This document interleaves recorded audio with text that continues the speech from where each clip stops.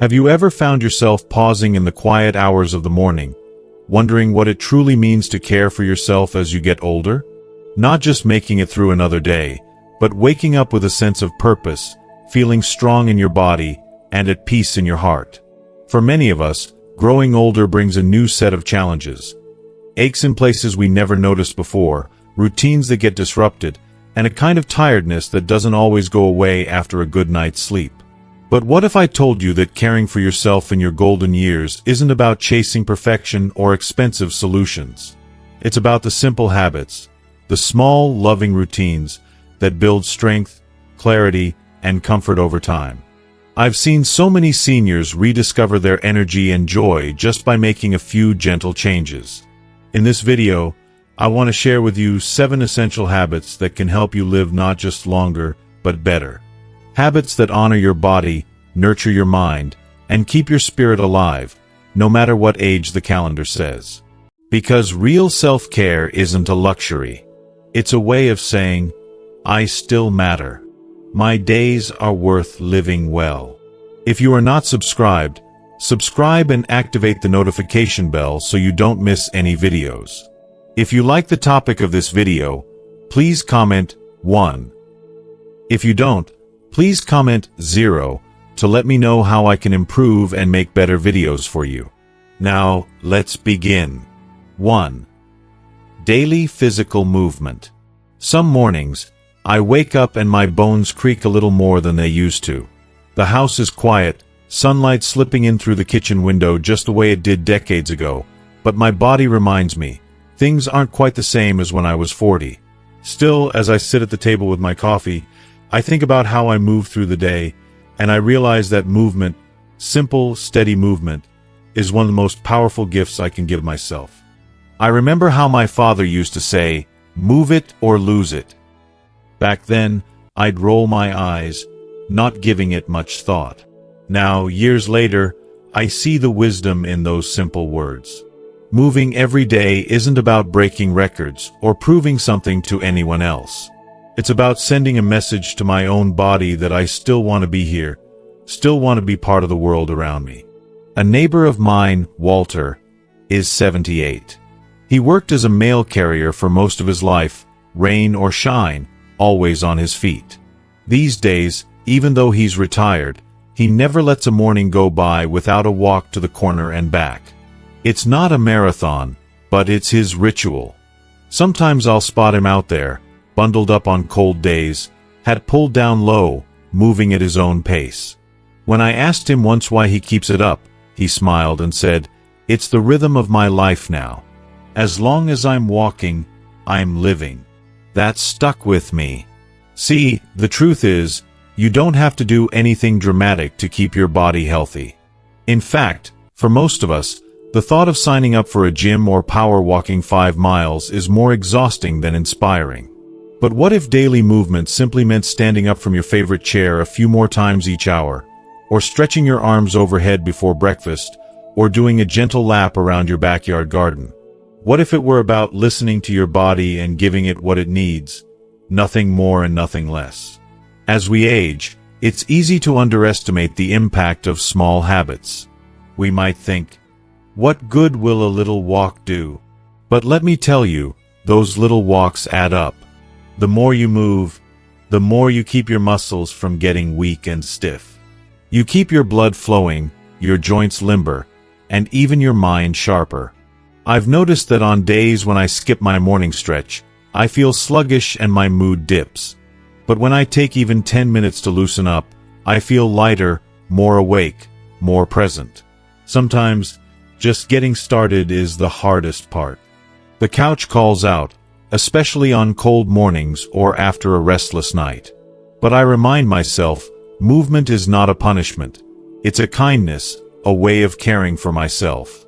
Some folks I know have a set routine. Maybe it's dancing to an old favorite song in the living room, or using a sturdy chair for gentle balance exercises, or walking out to get the mail with intention instead of just a quick shuffle. Others have built little rituals, like stretching while waiting for the coffee to brew or marching in place during TV commercials. What I love most about this approach is that it's not about competition or comparison. Nobody's handing out medals for walking the furthest or stretching the deepest. The only thing that matters is consistency. Doing something every single day, no matter how small. Over time, these small efforts build resilience. They help with balance, making it less likely that a stumble turns into a fall. They keep our hearts pumping strong, our digestion on track, and even our moods a little brighter. I'll admit, there are days when old injuries or stubborn aches try to hold me back. On those days, I treat myself gently. Maybe I swap a brisk walk for a gentle stretch, or sit and circle my ankles and wrists to keep things moving. The important thing is not to stop altogether. Because I've learned that the more I give into stillness, the harder it is to start moving again. Bodies are built to move, even if it's just a little at a time. Sometimes, movement can become a way to connect with nature, with neighbors, even with yourself. I love seeing familiar faces on my morning stroll, trading a wave or a quick hello. It reminds me that I'm not alone in this season of life. And on quiet mornings, walking becomes almost meditative. I notice the trees, the birds, and the feel of the ground beneath my feet. It's a reminder that life is happening all around me, and I'm still a part of it. There's no shame in modifying activities to suit your abilities. Maybe your knees don't love stairs anymore, or your balance isn't what it once was. That's okay. Use a railing, steady yourself with a countertop, or ask a friend or family member to join you. Sometimes, moving together makes it easier to stick with it, and it turns a chore into a shared joy. My advice to anyone wondering how to start is simple. Pick something you enjoy, something that feels gentle and doable. Write it on your calendar or tie it to another daily habit, like brushing your teeth or brewing your morning coffee. Celebrate the days you keep your promise to yourself. And if you miss a day, start again tomorrow. There's no race, no deadline, just the simple act of choosing to move, one day at a time. As I finish my coffee and stand to start my day, I remind myself that each movement, no matter how small, is a step toward independence and dignity. It's a way to honor this life I've been given, to say, I'm still here. I still matter. And truly, that's what perfect self-care in old age is all about. 2. A simple, nourishing eating routine. If you walked into my kitchen most mornings, you'd probably find me standing in front of the same old countertop, stirring a pot of oatmeal and humming along to a tune from decades past. I used to think breakfast needed to be exciting, something different every day, but the older I get, the more comfort I find in simplicity, especially when it comes to eating. Eating well in our later years isn't about following a strict diet or keeping up with the latest food trends you see on television. It's about tuning in to what your body truly needs and finding a routine that brings you comfort, energy, and a sense of peace. I've learned over time that simple, nourishing meals don't just fill your belly. They make daily life easier and more enjoyable. For years, I tried every diet under the sun. Low fat, low carb, high protein, you name it. I'd pore over charts and calorie counts, hoping to find the magic formula for feeling younger or losing a few stubborn pounds. But all those rules left me frustrated, and honestly, a bit weary. It was only when I started focusing on simple, real food ingredients that my grandmother would recognize that I began to feel like myself again. Take Mary, my friend from Oklahoma, for example. Every morning, she eats a bowl of oatmeal with blueberries, a hard-boiled egg, and warm lemon water. She's done this for years, never tires of it, and swears by the way it sets the tone for her whole day. She tells me it keeps her digestion smooth and her energy steady, so she doesn't find herself crashing in the afternoon. To her, breakfast isn't just a meal. It's a ritual, a little gift she gives herself each morning. The beauty of a simple, nourishing eating routine is that it doesn't have to be boring. It's about finding meals that taste good, are easy to prepare, and agree with your body. Over time, I've discovered that sticking to whole foods, fresh fruits and vegetables, lean meats, beans, whole grains, and a little bit of healthy fat makes all the difference. I used to reach for processed snacks or heat-and-serve meals because they were convenient, but I noticed they left me feeling bloated or sluggish. Now, I try to make my plate look like a patchwork quilt, colorful, natural, and satisfying. If you are still watching this video and find these lessons useful, please comment 1 below to let me know that you are still here with me. Lunch is usually just as simple. Maybe a bowl of vegetable soup, a slice of whole wheat bread, and a crisp apple. Sometimes, I'll add a bit of cottage cheese or a handful of nuts for some extra protein. I like to keep my meals predictable, not because I'm afraid to try new things, but because my body appreciates the routine. I've found that when I stick with foods I know and love, my digestion stays on track and I spend less time worrying about what to eat or how it will make me feel later. Dinner at my house is often a piece of baked chicken, some roasted sweet potatoes, and a side of steamed broccoli or green beans. If I'm feeling fancy, I might toss a few cherry tomatoes with olive oil and basil for a little extra flavor. And now and then, I'll treat myself to a scoop of vanilla ice cream or a warm slice of apple pie. Because life is about balance, not perfection. One thing I've had to remind myself, especially as I've gotten older, is the importance of staying hydrated. It's easy to forget to drink enough water, especially when you're not feeling thirsty. But I've noticed that a glass of water with each meal and a cup of herbal tea in the afternoon keeps my joints happier and my mind clearer. Sometimes, I set a little reminder on my phone or keep a water bottle nearby as a gentle nudge. I also learned that the act of preparing meals can be a source of comfort and connection. On Sundays, my daughter and I sometimes cook together. She chops, I stir, and we catch up on each other's lives. We don't make anything fancy, but sharing the task makes the food taste better and reminds me that nourishing myself isn't just a physical act. It's a way to care for my heart and my relationships, too. Of course, I still enjoy a treat now and then. There's no harm in having a cookie with your coffee or enjoying a slice of birthday cake with the grandkids. What matters most is that your everyday meals are simple, wholesome, and make you feel your best. It's not about deprivation. It's about building a foundation that supports you, so you can savor the moments that truly matter. If you ever feel overwhelmed by the thought of changing your eating habits, just remember, you don't have to overhaul everything overnight. Start with one meal. Choose foods that are gentle on your stomach, easy to prepare, and bring a sense of comfort.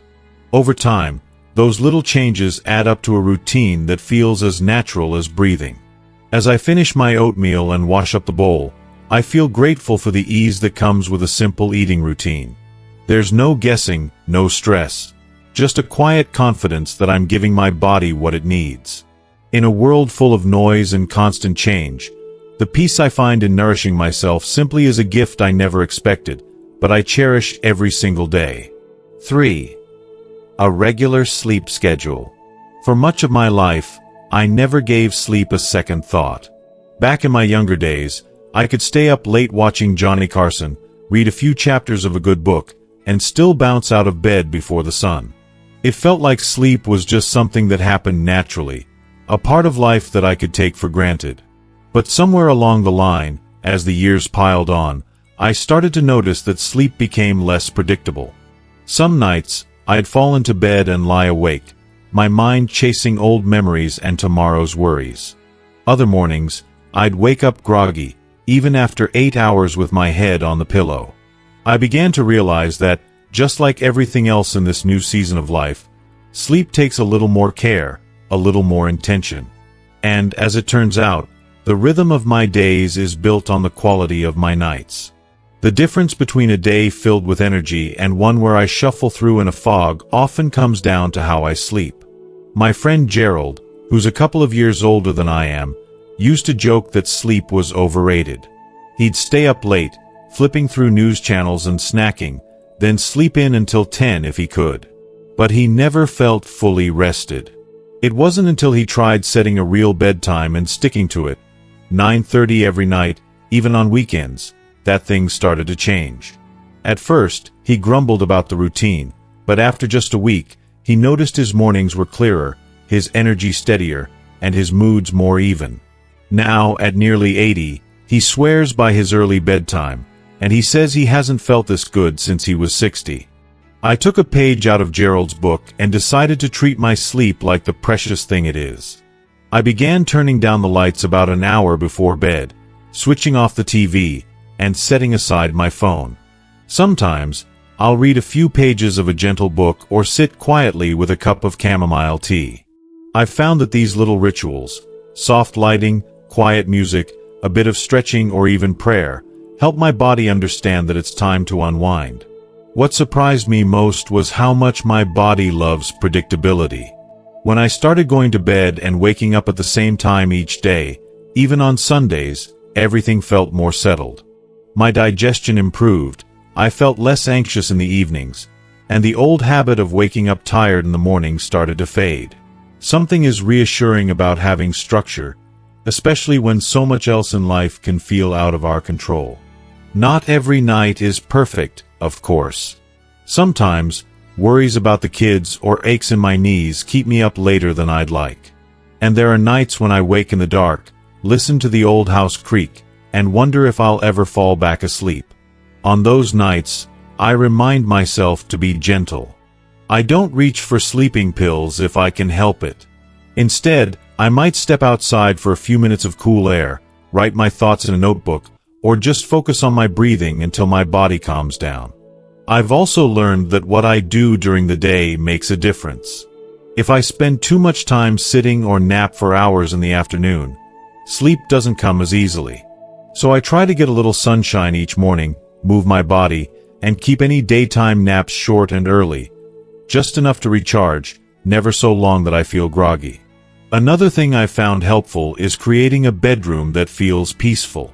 I keep the room cool and dark, with heavy curtains to block out streetlights. The old clock on my dresser ticks quietly, and there are no blaring screens or buzzing devices nearby. My bed is my sanctuary, a place for rest and comfort, not for worrying over bills or watching late-night TV. Sometimes, I think about how easy it is to lose sight of sleep's importance as we age.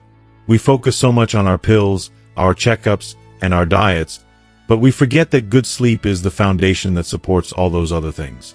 Without it, everything feels harder, our bodies ache more, our minds feel cloudy, and our hearts are just a bit heavier. But with it, we find ourselves better equipped to enjoy each new day, to savor the little pleasures, and to meet life's challenges with a clearer mind and a steadier heart. If you're struggling with sleep, don't be discouraged. Change doesn't happen overnight. Maybe start by going to bed 10 minutes earlier, or creating a small bedtime ritual you look forward to. Permit yourself to rest, to step away from worries and screens, and just be. Trust that your body, even now, is capable of learning new rhythms. As I settle into bed each night, I remind myself that sleep isn't wasted time. It's the quiet work of healing and restoring, preparing me for whatever tomorrow might bring. I pull the covers up, take a deep breath, and let the comfort of routine ease me into another peaceful night. And when morning comes, I greet the day with gratitude, knowing that the simple gift of a good night's sleep makes everything else possible. 4. Monitoring your emotional well-being. When I was young, emotions seemed to come and go like summer thunderstorms, quick, intense, but always moving on. I hardly paid attention. Life was too busy, with children underfoot, work deadlines, bills, and family gatherings that left my head spinning and my heart full. Now that my days are quieter and the world moves a little slower, I realize just how important it is to check in with myself, to truly ask, how am I feeling today? And listen to the honest answer. Growing older, I've found, doesn't just mean changes in the body. The heart and mind go through their quiet transformations. Some mornings, I wake up feeling peaceful and light, grateful for the sunrise and the birds outside my window. Other days, a heaviness settles in. Maybe it's a memory that stings or a quiet ache for friends who have passed on, for the voices I don't hear as often as I'd like. And sometimes, the loneliness creeps in, even when I'm surrounded by family. If you are still watching this video and find these lessons useful, please comment 2 below to let me know that you are still here with me. I used to push those feelings away, thinking that stoicism was strength. I told myself that showing sadness, frustration, or even excitement was a young person's game, something to grow out of. But the truth is, emotional health doesn't retire just because we do. If anything, these later years make it even more important to check the temperature of our hearts and souls. My neighbor Sandra, 82 and spry as ever, starts every morning the same way. She sits by her kitchen window, notebook in hand, and writes down one sentence about her feelings. "Today I'm hopeful, but tired," she wrote last Tuesday. Other days, she'll jot down lonely but content, or missing my sister. It isn't therapy, she says, just self-awareness, a gentle way of looking inward, instead of running from what she finds there. She tells me that putting her feelings into words, even if only for herself, gives her power and perspective. She's less likely to let a bad mood sneak up and take over her day. And more than that, she feels seen, even if it's just by her own eyes. That small act of acknowledging what's in our hearts is more powerful than most folks realize. It's easy, as we age, to focus on the aches and pains of the body and forget about the tender aches of the spirit. We keep doctor appointments, we fill our pill boxes, we plan our meals, but how often do we ask, "How am I doing inside?" The answer, I've learned, can be surprising. Some days, checking in with myself means reaching out to a friend for a chat. A short phone call, a few shared stories, and suddenly the world feels a little less lonely. Other days, it means letting myself feel the sadness of a loss, or the frustration of a world that sometimes moves too quickly for my liking. I've found peace in letting those emotions come and go, treating them like old friends passing through, instead of uninvited guests I have to shove out the door. Music has also become a companion in my emotional journey. On tough days, I put on an old favorite, maybe a little Sinatra or gospel tunes from my childhood church. The melodies carry me back to memories both sweet and bittersweet, and I let the tears fall if they come. There's no shame in it. The older I get, the more I see that feeling deeply, whatever the feeling may be, is a sign of being truly alive. Sometimes, caring for my emotional well-being means asking for help. It took me years to admit that I couldn't carry everything alone. Whether it's talking to my daughter about worries I can't shake, or reaching out to a support group at church, or even just sitting quietly in prayer, I remind myself that seeking support isn't weakness, it's wisdom. Just as we need help lifting a heavy box, we sometimes need help lifting the weight in our hearts. I've also noticed that when I tend to my emotional garden, I'm more open to others. It becomes easier to reach out, to invite a neighbor for tea, to ask a friend about their day, to listen deeply. There's a gentle strength in vulnerability, in sharing not just our triumphs but our struggles, too. I've found that most people, regardless of age, long for an honest connection. And sometimes, by opening myself up, I permit others to do the same. Taking care of my emotional health has made the tough days more manageable and the good days even sweeter. I bounce back quicker from setbacks, I sleep better at night, and I find more meaning in the simple routines of life. Watering the flowers, writing letters, even just watching the clouds roll by.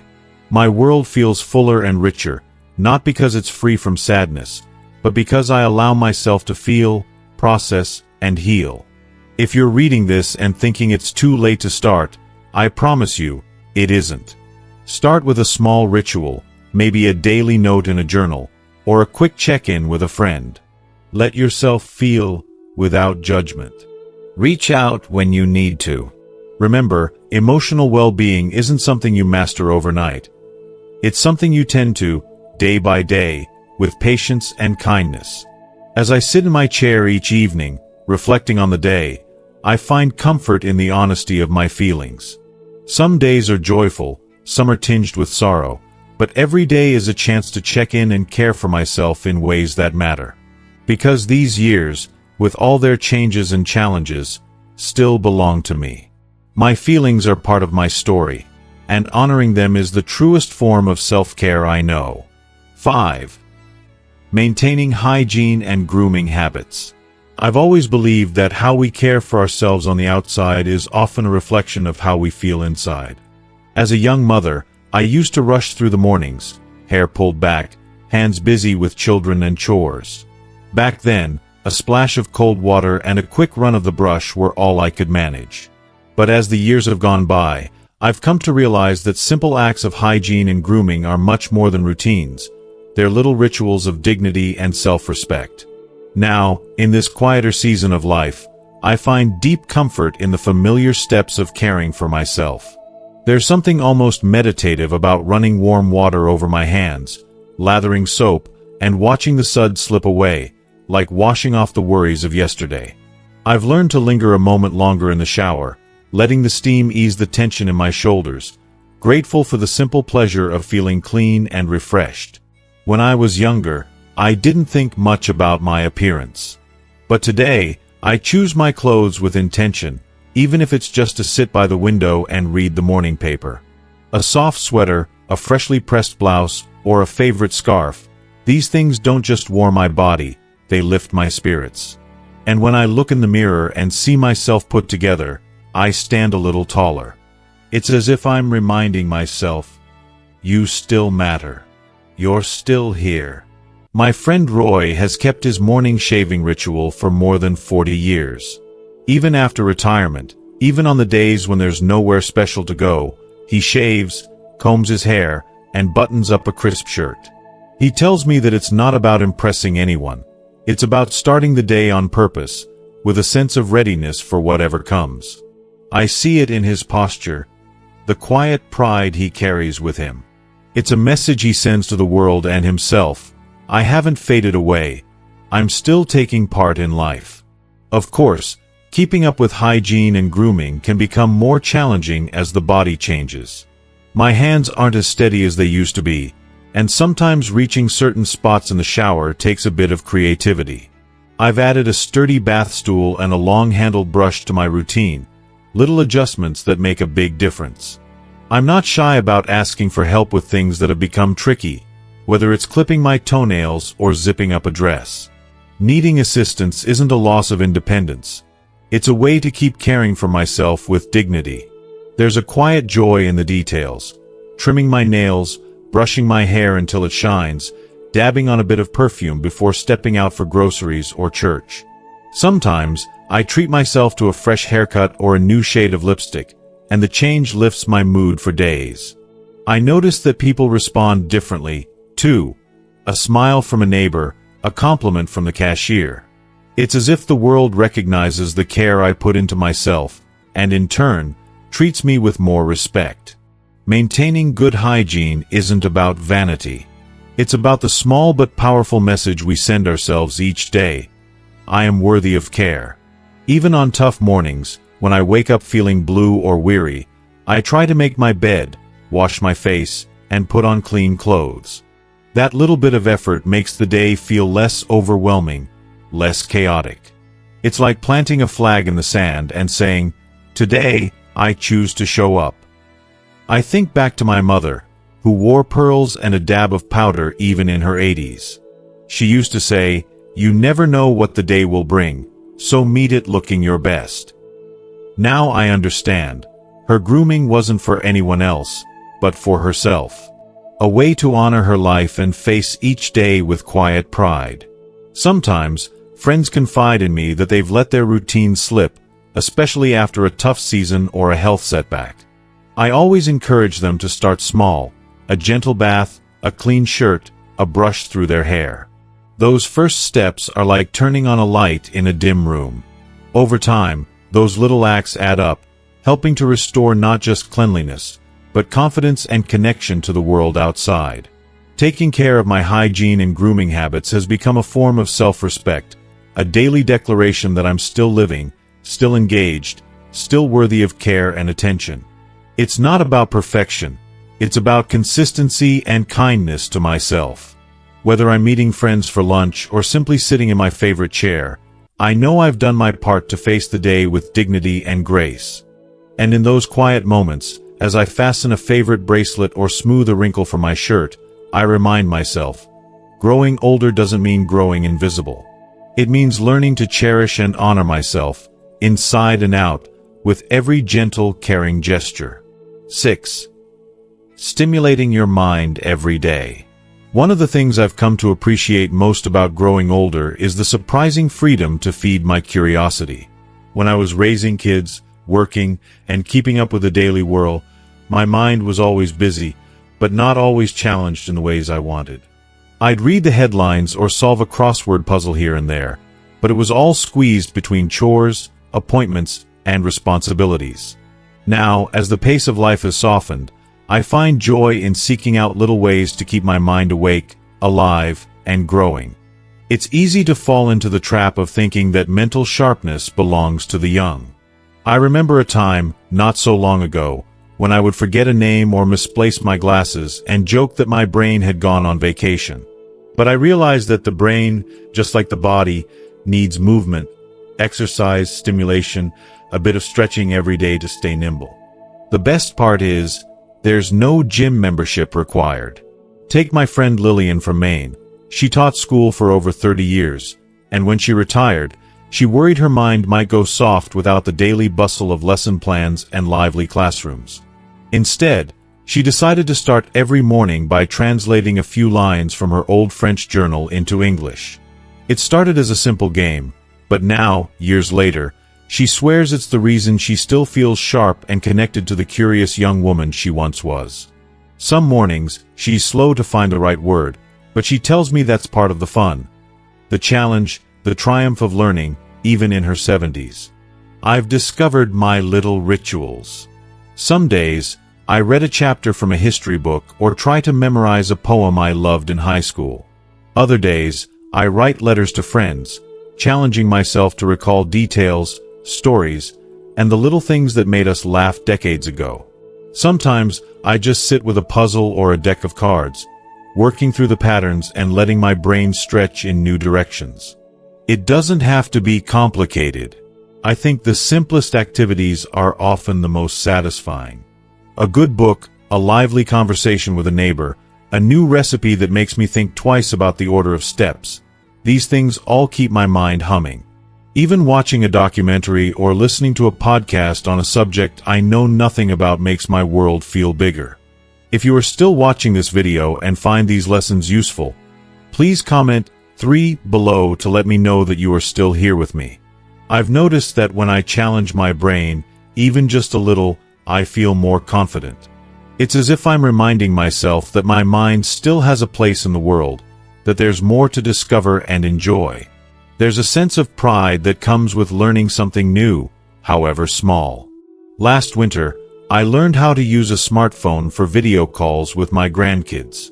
It took patience and a little humility, but now I look forward to seeing their faces and hearing about their days. They think it's funny that Grandma knows how to send emojis, but I love surprising them, and myself, with what I can do. For those who feel nervous about keeping up, I always say, start with something you love. Maybe you enjoy gardening. Try learning about a new plant or keeping a journal of your blooms. If you like music, listen closely to the lyrics, or pick up an old instrument and see what you remember. Even sharing stories from your childhood, whether in writing or over the phone, is a way of keeping your memory limber. What I cherish most is the sense of purpose and engagement that comes from using my mind. On the days when I make an effort to learn, read, or challenge myself, I notice my mood is lighter, my step a little quicker. I feel less isolated and more connected to myself, to others, and to the ever-changing world. Mental activity isn't just about staving off forgetfulness. It's about feeling useful, creative, and curious, no matter how many candles are on the cake. There are days, of course, when my mind feels foggy, or I can't seem to focus. I give myself grace, knowing that rest is part of the process, too. But I've learned that when I stay curious, when I seek out little opportunities to grow, life feels richer. Even sharing a laugh over a silly riddle with a friend can brighten my day. If you're feeling stuck, start small. Pick up a magazine or newspaper, tackle a crossword, or ask someone to teach you something new. Set a little goal, like learning one new fact a day, or finishing a book by the end of the month. The point isn't perfection or even mastery. It's to remind yourself that your mind is still alive, still growing, still wonderfully yours. As I sit here, pen in hand, jotting down my thoughts, I feel grateful for the chance to keep exploring. Each day, no matter how quiet, brings another invitation to stretch and grow. And in these golden years, with their unexpected gifts and gentle lessons, I choose to keep my mind open, curious, playful, and ready for whatever comes next. 7. Asking for help without shame. Growing up in the Midwest, I was raised with a certain kind of pride, the sort that teaches you to stand on your own 2 feet, work hard, and never be a bother to anyone. My parents used to say, if you can do it yourself, you should, and I carried that lesson with me through every stage of life. Building a career, raising kids, managing a home. There was always a sense of accomplishment in handling things on my own, a private satisfaction that I could rely on myself. But as I've gotten older, I've discovered that independence doesn't mean carrying the world on your shoulders. Sometimes real strength comes from knowing when to reach out, when to admit you can't do it all, and when to let others in. That lesson took me years to learn, and truthfully, I'm still working on it. It started one autumn when the leaves were piling up in my yard faster than I could rake them. I'd always loved the crackle of leaves underfoot, the brisk air, the chance to be outside and move my body. But that year, the ache in my back and the stiffness in my hands slowed me down.